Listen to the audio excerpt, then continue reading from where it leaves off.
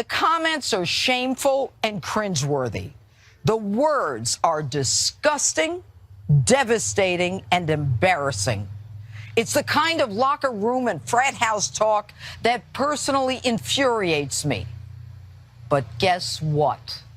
I still, without a doubt, support Donald Trump. Look, you've got two options. A guy who admits he has a past, who spent his life building an empire in the rough and tumble world of real estate, entertainment, and television, both for and with his family, whose life direction wasn't about angling to get to the White House. Or a double-talking woman who hides the truth, lies about virtually everything, can't figure out what she did with $6 billion State Department dollars, and when confronted with the unassailable truth, arrogantly responds, "Don't believe your lying eyes."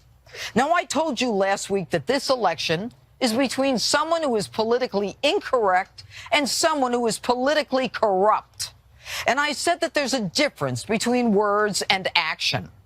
Trump's words are horrific, but Hillary's actions have put our national security and our safety in jeopardy. Her State Department policy and decisions have created a vacuum where the men in Benghazi were killed because of her refusal to take care of those who were working for the State Department.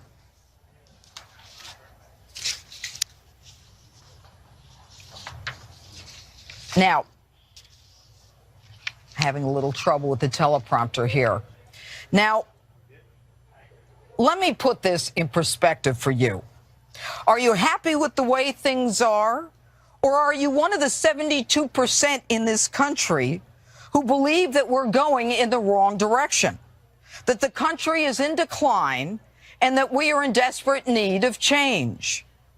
And by the way, is anyone really so stunned that a flamboyant billionaire who owns casinos is capable of speaking the way Donald Trump did? But he apologized. Most people accepted it. A lot didn't. But in the meantime, America is in a mess. The jobs and the economy are a disaster.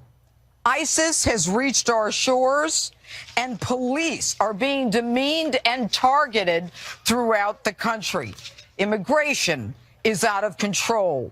Border Patrol tells us that in August, a record number crossed our border. And 10,000 Syrian refugees were brought into this country. Syrian refugees about whom we know nothing. Syrian refugees big enough to create their own town. Even Bill Clinton is tired of the con. You've got this crazy system where all of a sudden 25 million more people have health care, and then the people are out there busting it sometimes 60 hours a week, wind up with their premiums doubled and their coverage cut in half. It's the craziest thing in the world. You know, folks, we're having a lot of trouble here tonight, so I'm going to go to my first guest, Boris Epshteyn. All right, Boris, I had an open that I can't seem to get on the screen here, but let me ask you this. Sure. The last 24 hours for Donald Trump, very difficult? Or is this something that you guys expected would be coming down as part of an October surprise? So we didn't expect it, but we did expect for the Clintons to continue to try to play in the gutter. And it's a typical move, right? They're desperate. They know we're winning because the American people want change. 76% of Americans want change. She was ahead 2 points, you know, which I get. It's not enough for her to be comfortable. So go ahead. So Donald Trump has made a decision. He's staying in the race. Of course. No way he's getting out? There's no way he's getting out. I spoke to him today. He's 100% committed, and this campaign is committed. And here's why. Listen, these were terrible words. I'm a father. I'm a son of a very strong woman, a grandson of a strong woman, a husband of a strong woman, and I didn't like hearing that, just like Mrs. Trump didn't like hearing it. But she has accepted his apology, and everyone else needs to as well. And let's move on. Let's move on to the issues that matter. You spoke about it in your open. Benghazi, Iran, Syria, the failed reset with Russia, China. Look at the whole spectrum of Hillary Clinton's career just as Secretary of State. Then go beyond that. total inconsequential senator. But wait, Boris, I know all this stuff. Here's the thing. Women are a segment that Donald Trump needs to get to win this election. This is, I guarantee you, is something that's going to hurt him. Listen, it's going to hurt. So for how does a he little bit. make up for it? You have 30 days. You make up for it by talking about the issues that matter. Do women matter about some things said, some really comments that are disappointing, but banter from 11 years ago, or do they care about keeping their children safe? And what they care about is keeping their children safe. I know that for a fact. They care about being safe. They care about jobs. And listen, the Clintons don't have a leg to stand on here, right? We all know about their background, and I'm not even going to wade into their marriage. We all know about it. We all know about the women. Well, it's not so much about the marriage. I mean, it's about her treatment of the women in the marriage. But how is Donald going to handle this tomorrow night? He's going to be strong on it. He's going to be strong on the whole. Right off the bat? I'm expecting again, and we as a campaign are concentrated on the issues that everyday Americans care about, right? Just look at NAFTA, 700,000 jobs lost. Look at the immigration crisis, 10,000 Syrian refugees just in the last 12 months. Look at everything that's gone on in this country. It's less safe now than it was 8 years ago. 70% of people believe that. So having said that, listen, the Clintons have started this discussion. They've waded into it. So if the opportunity comes up, is Donald Trump going to address how she's treated women, how she's smeared them and bullied them throughout her career? All right, let me ask you this. This was timed. We all knew WikiLeaks was coming out. Yeah. This conversation that Donald Trump had with Billy Bush was 11 years ago. 11 years ago. Now, there are those who were whispering about this a few days ago. Did Hillary Clinton wait until the WikiLeaks came out to make a decision to leak this stuff? And if more WikiLeaks is coming out, as Julian Assange is promising, can we expect that there'll be more anti-Trump comments coming out? Listen, in 30 days, I assume the dirty Clinton politics will try to use everything they can against us because they don't want real change. They represent the Washington elite from both the Democrat and the Republican side. And let me tell you something. In my experience, I don't have respect for those that run for the hills whenever there's a sign of trouble. Yeah, and what about those Republicans? What about Paul Ryan? I mean, what about, and I think we have a list of all of those Republicans, who either once endorsed him or endorsed him and then pulled him back or never endorsed him. What are they looking to do? They're all American citizens, and it's their right. But what they're doing is they're ignoring the voters. The 14 million Republicans who came out for Donald Trump, the tens of millions coming out now. Do you know what kind of emails and calls we're getting at the campaign? Stay in it, Donald. We're not electing a Sunday school teacher. We're electing a president. That's what people care about. That's what they want in their leader. They want somebody who's going to have action, who will do the right thing for this country. And, listen, are the words, again, disappointing? Yes, they are. But is that what people are going to vote on November 8th? Absolutely not.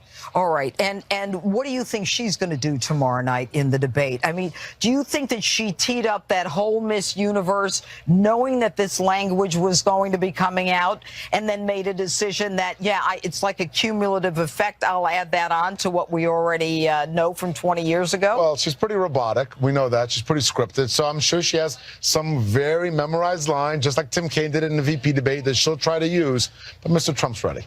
He's ready, and he's going to come in there and he will show Americans once again why he's the leader we need going forward and not the same old we've had for the last 40 years. And how do you explain to the American people that, Donald Trump clearly wasn't planning on running for this his whole life, so I'm sure there's a lot of language out there. How do you explain to the American people that words are different than actions? How does Donald do that? Well, I think most Americans, as they look at their homes, look at their families, people use salty language, and men will be men and women will be women. And there's salty language across genders, across backgrounds. If that's true, why are so many men horrified by this kind of language? I've never been in a men's locker room or, in a frat house. I mean, people say this is the way they talk. Well, listen, I've been in, I played football in college.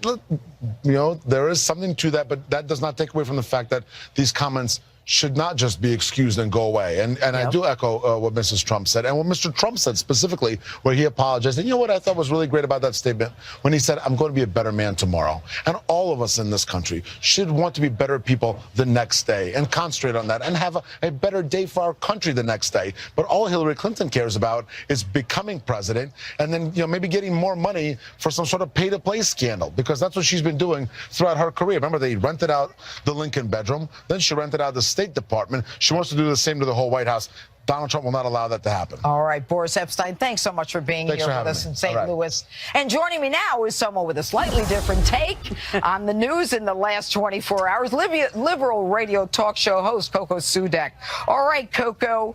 Hello, Judge. Language that we don't approve of. And certainly language that is going to hurt Donald Trump with women like yourself and other people.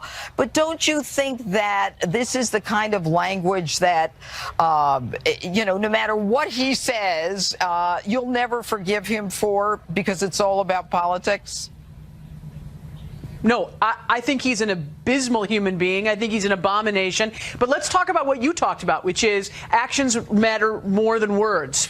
So let's put his words aside. This is a man who's been sued for rape of his wife, a business associate, and a 13-year-old kid. No, she and that's a case withdrew that's that. winding Come its on, way through the Coco, courts. Coco, he has I'm been gonna sued stop for you right rape there. 3 times. Coco, stop. That's actions, not stop. words.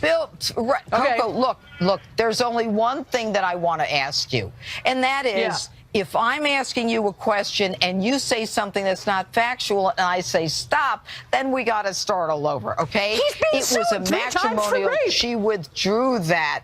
But what about the fact that Bill Clinton is someone who actually had to pay $850,000 for taking something out of his pants and showing it to Paula Jones, and that he had an intern semen, that his semen was on an intern's dress? I mean, are you really going to go there? We're talking about language versus actions. I will say that Bill Clinton's peccadillos were very good for Halloween costumes everywhere, but he's not on the ballot. It's that simple. He's not running, and I'm not voting for him. But I'm he gets voting back on in the supporting White Hillary House if Clinton. she wins. Right, as the first spouse. Why? But is Melania responsible for Donald Trump's words and actions?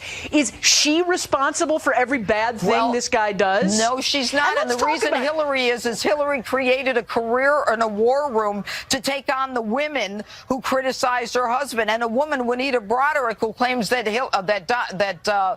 Bill Clinton raped her, says that she was threatened by Hillary. So, I mean, they're totally different. We're talking about a locker room conversation between two guys in television. This isn't a locker room.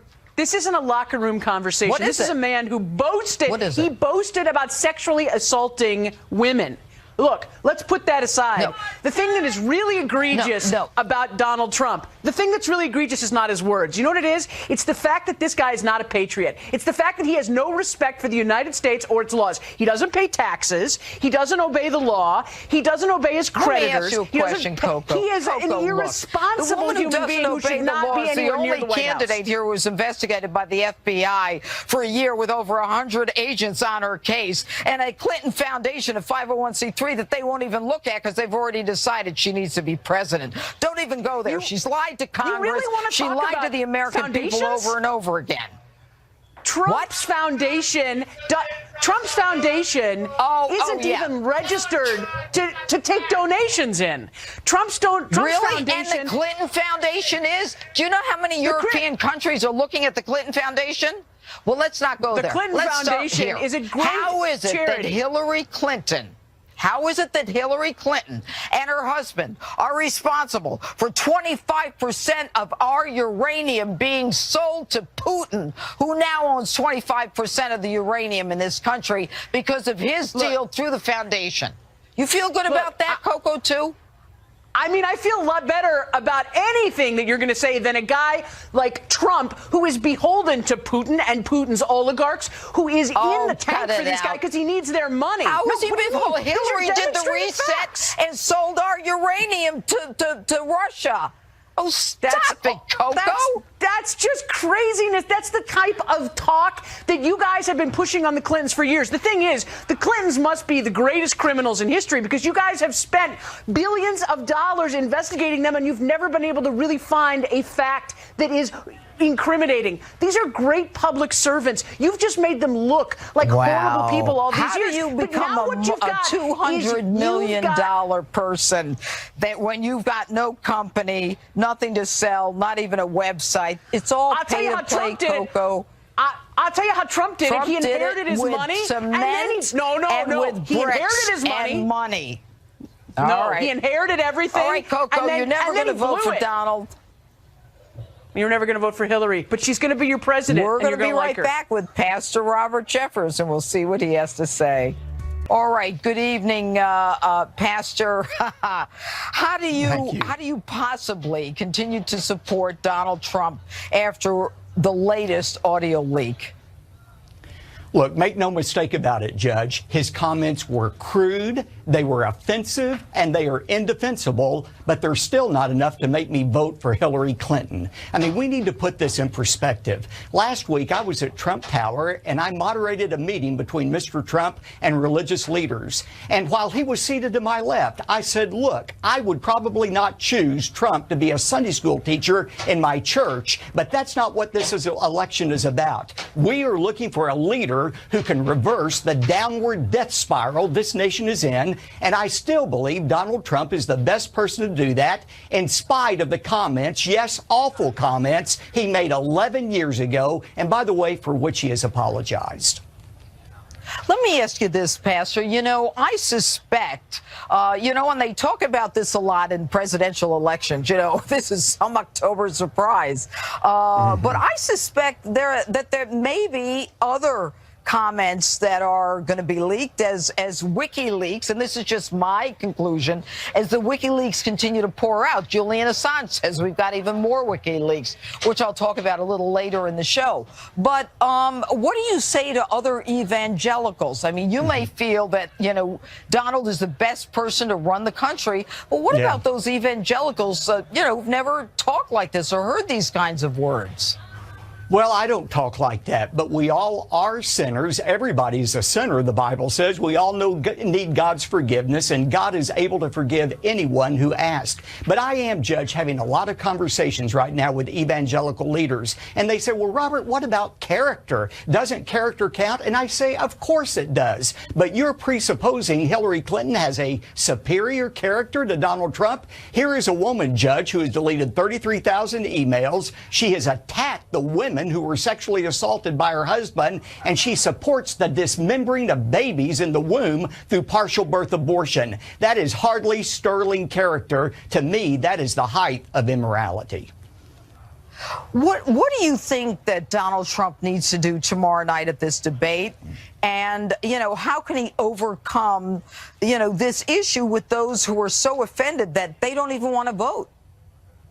Look, I think he needs to, most of all, and first of all, show genuine contrition and say what he did last night, Judge. He said, this is not the man I am. And by the way, I can testify to that. I've been around him the last year in a number of situations with his family. I've watched him interact with Melania and the children. My wife and I have been with him on several occasions. He is nothing except respectful toward women and toward others. The Donald Trump I know today is not the Donald Trump that was in those tapes 11 years ago. And I think he needs to keep saying what he did last night. I am a changed person, and as your president, I will never do anything to embarrass you.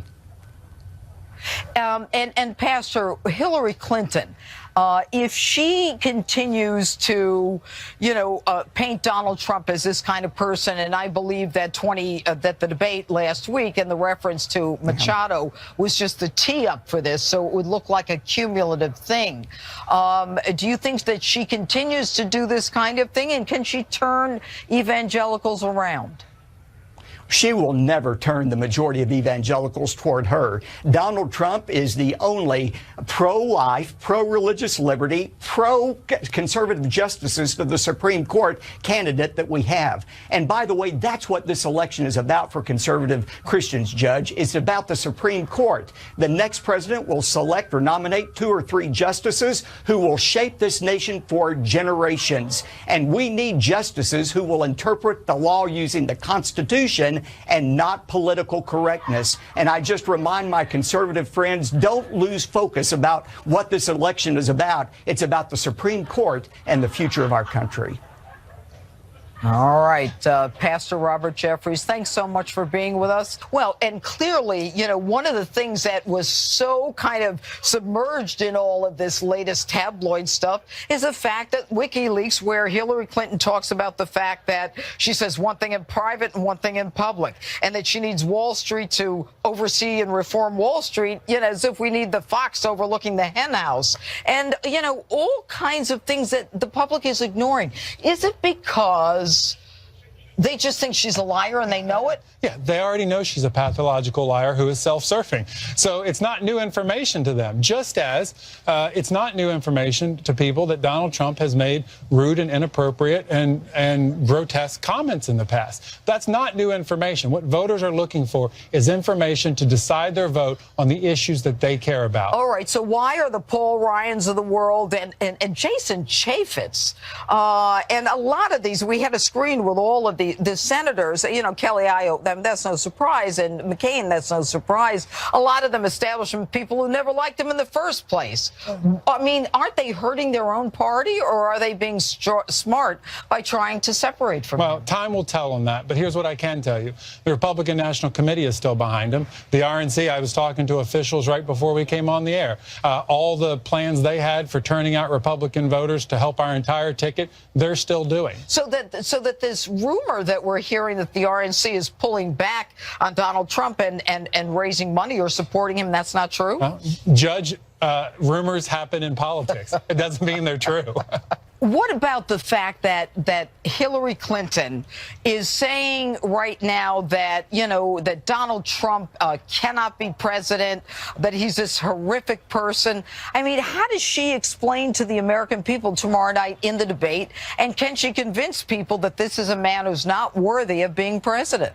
Look, Hillary Clinton's not winning any votes at this point. The facts remain that she has a 30-year track record of lies, deceit, and fraud. The facts remain that she put national security behind her own political expedience when she sent private and confidential emails on an unsecure server. The facts remain that she's a serial enabler of a sexual predator, her husband, who has victims that she has just time and time again tried to suppress. I mean, there's a long list from Juanita Broderick to Wellstone. So, I mean, look, you can look this up on the internet. The media won't cover this one bit, but there's actually even a dedicated Wikipedia page on Bill Clinton's victims. So this is well documented. It's cited, and I just cannot understand why people are focusing on Donald Trump's words when Bill Clinton and Hillary Clinton's actions are far worse.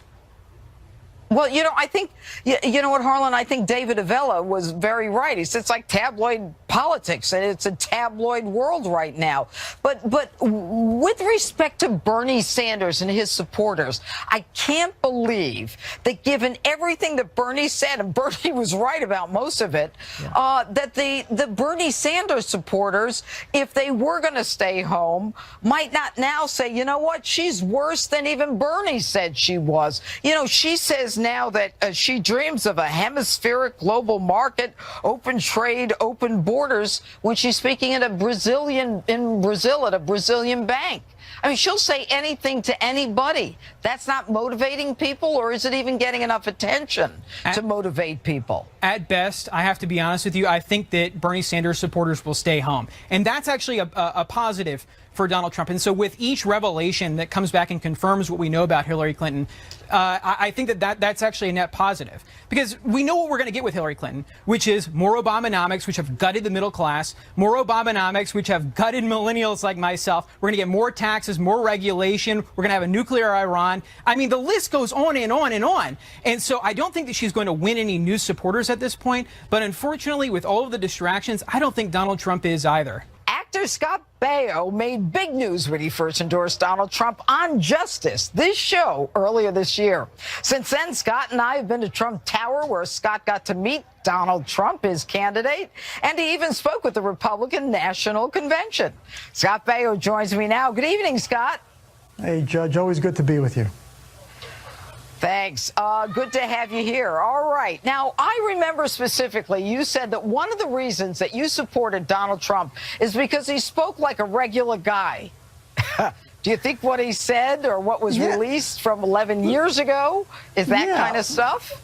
Absolutely. First of all, I think 11 years ago, Trump was a Democrat, so doesn't he deserve a pass? Just throwing that out there.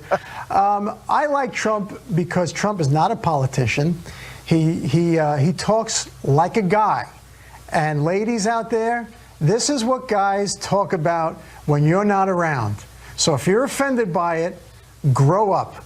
Okay? And by the way, this is what you guys talk about over white wine when you have your brunches. So take it easy with your phony outrage. I don't talk like this is that, the way the Scott. world works. It's not a big thing. Yes, sorry. Go ahead, Judge.